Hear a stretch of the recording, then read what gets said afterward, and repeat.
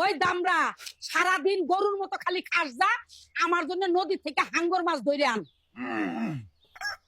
আচ্ছা দাদি, যাচ্ছি। আজ দাদি আমায় খাওয়ার খোঁটা দিল। আজ নদী থেকে একটা হাঙ্গর মাছ নিয়ে যাই, দাদিকে খুশি করে দিব।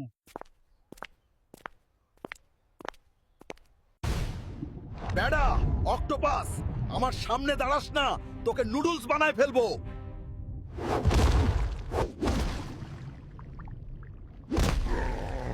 কি করবি রে? হালকা আয় দেখি।